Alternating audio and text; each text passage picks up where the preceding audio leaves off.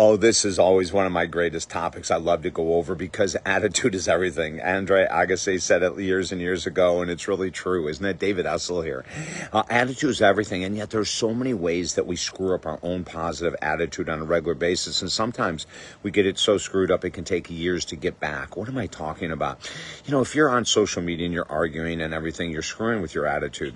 If you're on Reddit, if you're on any of the social media platforms and you're getting into arguments with people, you're trying to convince a Republican they're wrong and the Democrats are right, or the Democrats are wrong. You're screwing with your own attitude. It's a lose-lose situation. You know, allow people to have their own attitudes. You keep your own attitudes. There's no reason to get into arguments on social media.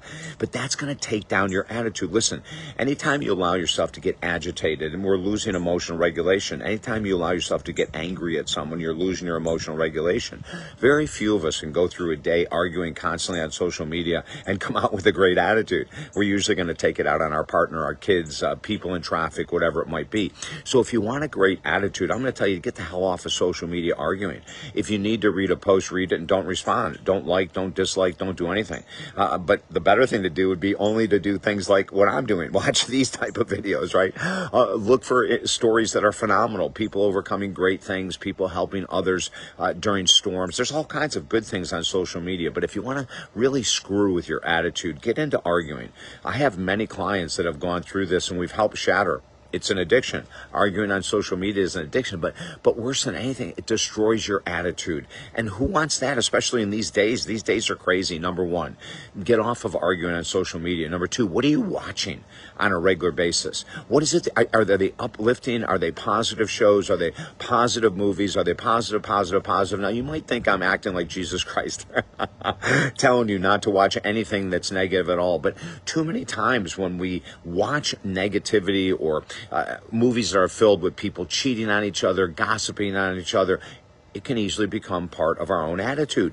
And you may think you're stronger than hell, but anything that you repeat in your subconscious mind, we are going to become, whether it's positive or negative, right? So we have to really, really watch what we're doing. Who do we hang out with? This has everything to do with having a positive attitude.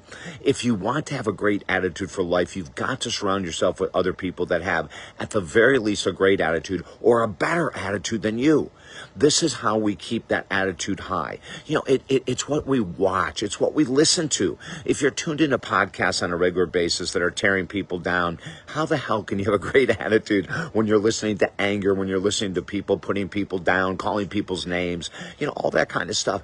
We have to be more conscious of what we watch, what we listen to, who we hang out with, and also what we're reading. You know, are you constantly reading things that have to do with political hearsay? Are you constantly reading things that have to do with political upset? Are you constantly watching the news and reading news-type articles that are getting you pissed off, that are getting you angry, mad, disappointed, frustrated, vindictive? See, these are all things that will destroy a positive attitude.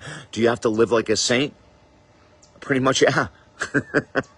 Hate to tell you the truth, but it's true. You know, if you want to go through even these insane times with a good attitude, sleeping well at night, having good habits. You know, when I look and work with people that have bad attitudes, usually every part of their life, they're not eating well, they're not eating clean, they're not exercising enough, they're not meditating, they're not doing frequency work, they're not journaling. You know, and all of these things lead to a phenomenal attitude. But, you know, my philosophy from a very long time ago has always been this: remove first, add second.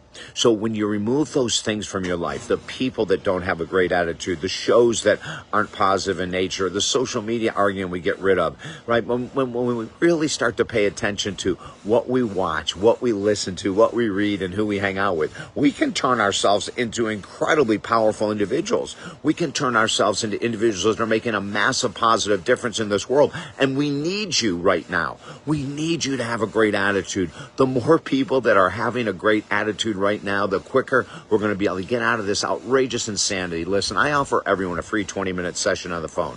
If you struggle with mental health, if you struggle with your attitude, if you struggle with anything like this whatsoever, go to talkdavid.com.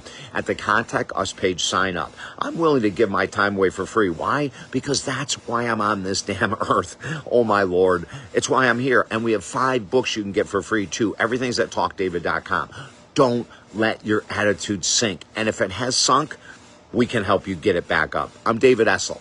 It's worth the work. Have a beautiful day.